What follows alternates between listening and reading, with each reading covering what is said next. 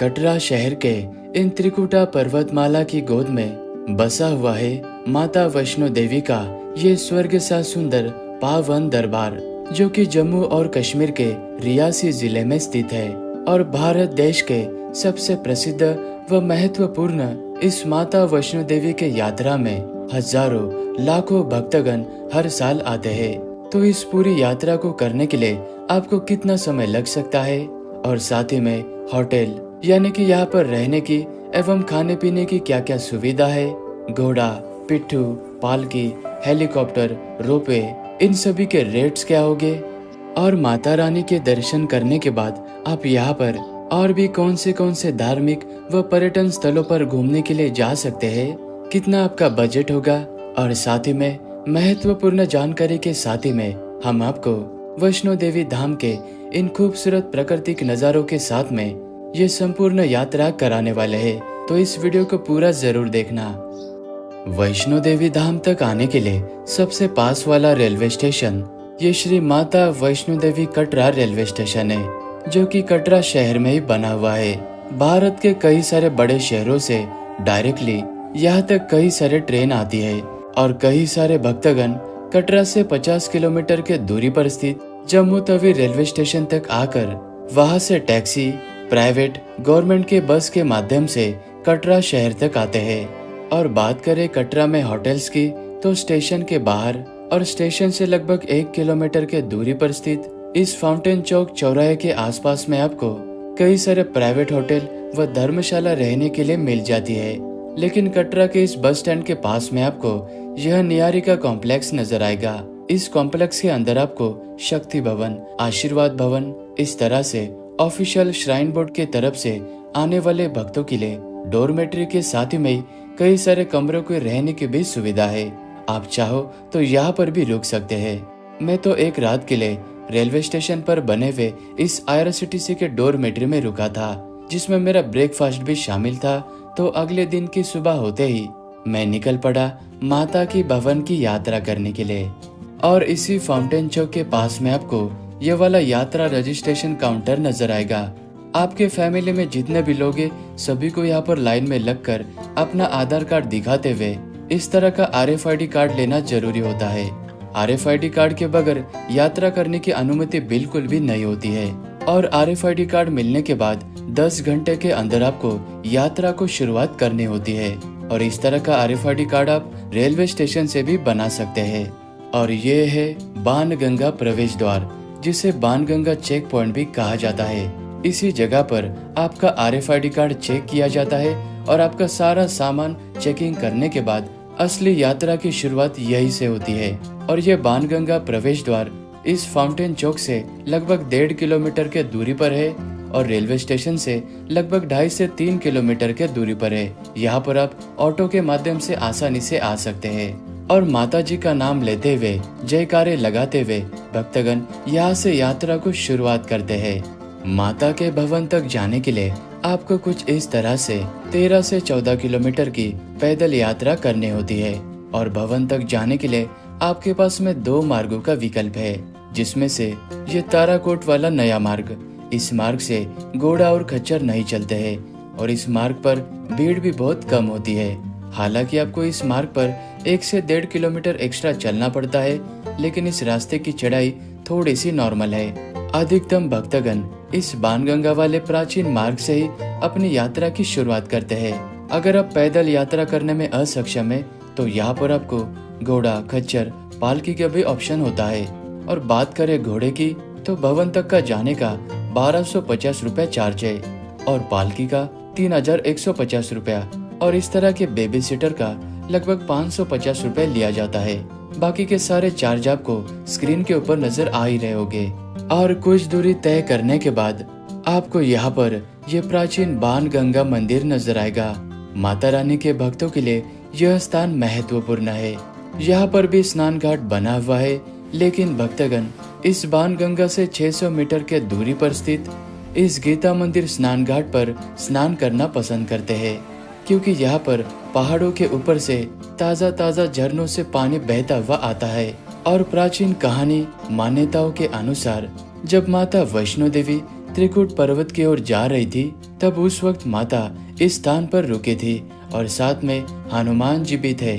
हनुमान जी को प्यास लगी थी, इसी कारणवश माता रानी ने यहाँ पर तीर चलाकर जल को प्रकट किया था। इसी कारण से इस स्थान का नाम बाण गंगा पड़ा और कहते हैं कि माता ने इस स्थान पर अपने केश यानी कि बाल धोए थे, इसीलिए इस स्थान को बाल गंगा भी कहते हैं। और रास्ते में पैदल यात्रा करते समय श्राइन बोर्ड के तरफ से भक्तों के लिए इस तरह की लंगर की सुविधा भी है, जिनमें आपको निशुल्क व कम पैसे में अच्छी खाने पीने की चीजें मिल जाती है।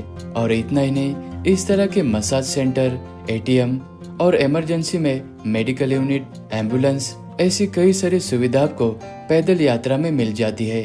तो आपको पैदल यात्रा करने में ज्यादा असुविधा नहीं होती है।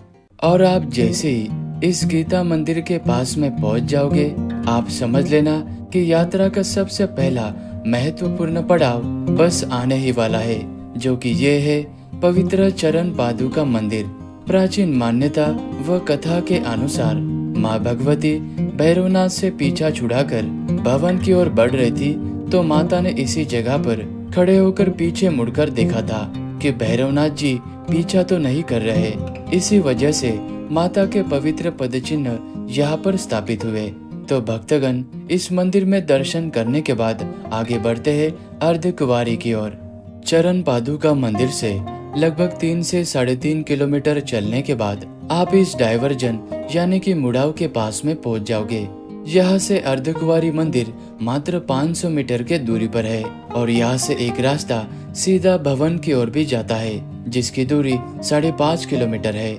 लेकिन मैंने तो सबसे पहले अर्धकुंवारी में दर्शन किए थे।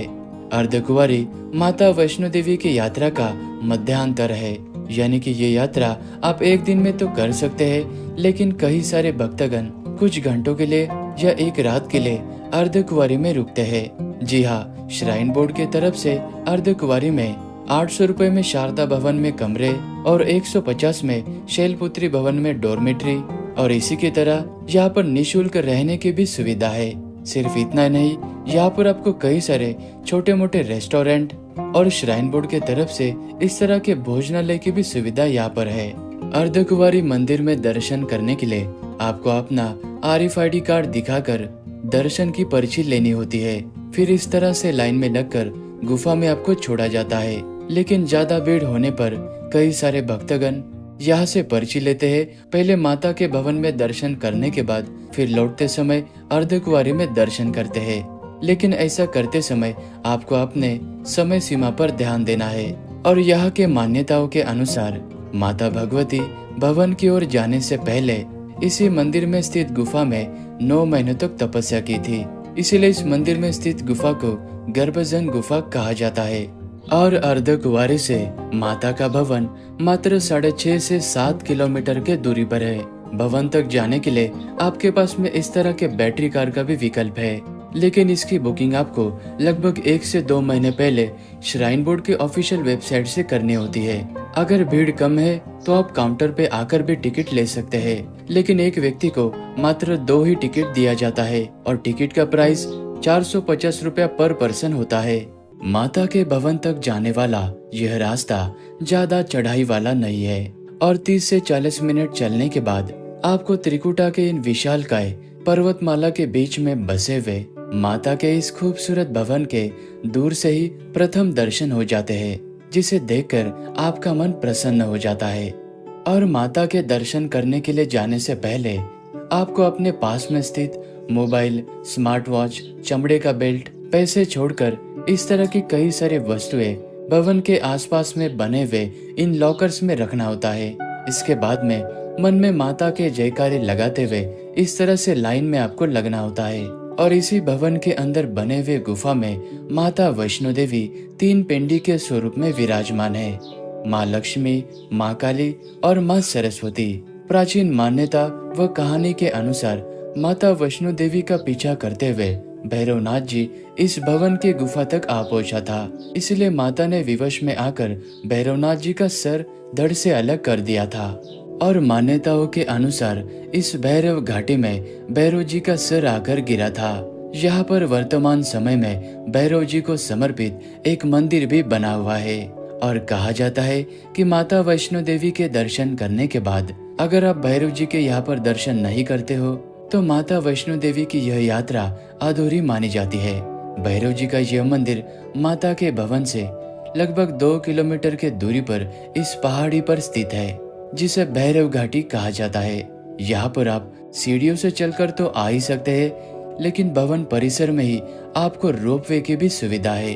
आप 100 रुपए के टिकट में मात्र 2 से 5 मिनट में भैरव जी के मंदिर तक पहुंच सकते हैं। अगर आप भवन के आसपास में कमरा लेकर रुकना चाहते हैं तो श्राइन बोर्ड के तरफ से आने वाले भक्तों के लिए यहाँ पर पार्वती भवन, कालिका भवन, इस तरह के अनेकों भवन बने हुए हैं, जिनमें से दुर्गा भवन में आपको निःशुल्क में रहने की भी सुविधा है और यहाँ पर खाने पीने की आपको कोई भी कमी नहीं आने वाली है। चाहे आप कटरा में स्थित निहारिका कॉम्प्लेक्स या फिर अर्धकुंवारी या फिर माता के इस भवन के आसपास में क्यों ना हो, आपको जहाँ पर भी रुकना है आपको 1 से 2 महीना पहले ही श्राइन बोर्ड के ऑफिशियल वेबसाइट से अपने लिए कमरों की बुकिंग कर लेना है, ताकि आपकी यात्रा और भी अच्छी तरह से हो सके। अगर यात्रा में भीड़ कम है तो बस स्टैंड के पास में बने हुए इस निहारिका कॉम्प्लेक्स में आप आकर इंक्वायरी करके यहाँ से भी ऑफलाइन कमरे बुकिंग करा सकते हैं। और बात करें हेलीकॉप्टर की तो कटरा से भवन तक का आने का चार्ज 4,420 रुपया है, जो कि दोनों तरफ का है, और सिंगल साइड का 2,210 रुपया है। और हेलीकॉप्टर आपको सांझी छत नाम के जगह पर उतार देता है। यहाँ से माता का भवन लगभग 2.5 किलोमीटर के दूरी पर है और हेलीकॉप्टर की बुकिंग्स भी आपको श्राइन बोर्ड के ऑफिशियल वेबसाइट से करनी होती है, जो कि लगभग 2 महीने पहले ही शुरू हो जाती है। और निहारिका कॉम्प्लेक्स में ही एक काउंटर बना हुआ है, जहाँ पर भीड़ कम होने पर आपको ऑफलाइन भी हेलीकॉप्टर की बुकिंग्स मिल जाती है। और बात करें माता के दर्शन करने के बाद आप और भी कौन सी जगह पर जा सकते हैं, तो अधिकतम भक्तगण शिवखोड़ी की यात्रा पर भी जाते हैं। कटरा के इस बस स्टैंड से आपको कई सारे बसेस मिल जाती है, जो आपको एक ही दिन में शिवखोड़ी के दर्शन करा के शाम को या रात को वापस कटरा में छोड़ देती है। और कटरा से ही लगभग 85 किलोमीटर के दूरी पर ये खूबसूरत सा पटनी टॉप हिल स्टेशन है। कई सारे भक्तगण इस टूरिस्ट प्लेसेस पर भी घूमने के लिए जाते हैं। कटरा के सेम इसी बस स्टैंड से आपको पटनी टॉप जाने के लिए बस मिल जाती है। आप पटनी टॉप हिल स्टेशन इन बस के माध्यम से एक दिन में घूमकर वापस कटरा आ सकते हैं। कई सारे टूरिस्ट टैक्सी लेकर पटनी टॉप हिल स्टेशन में 2 दिन का भी टूर करते हैं। और कई सारे लोग तो और भी जम्मू और कश्मीर में यानी कि श्रीनगर, पहलगाम, इस तरह की जगह पर भी घूमने के लिए जाते हैं। कटरा में आपको टैक्सी की सुविधा है, आप टैक्सी के माध्यम से भी श्रीनगर तक जा सकते हैं। और बात करें बजट की तो वैष्णो देवी धाम की यात्रा में आपको ज्यादा खर्चा नहीं आता है, लेकिन आप और भी जगहों पर जाते हैं, शॉपिंग करते हैं, तो वो खर्चा आपके स्पेंडिंग के ऊपर डिपेंड होता है। और आप भी अपने तरफ से यात्रा में आने से पूर्व अच्छी तरह से रिसर्च कर लेना, जैसे कि जम्मू और कश्मीर में दूसरे राज्यों के सिम कार्ड नहीं चलते हैं। और हेलीकॉप्टर की बुकिंग, भवन की बुकिंग, श्राइन बोर्ड की ऑफिशियल वेबसाइट कौन सी है और आपको कौन से डॉक्यूमेंट्स लेने हैं, ऐसी कई सारी रिसर्च आप यूट्यूब के माध्यम से या वेबसाइट के माध्यम से करके आना, ताकि आपकी यात्रा और भी अच्छी तरह से हो सके। जय माता दी।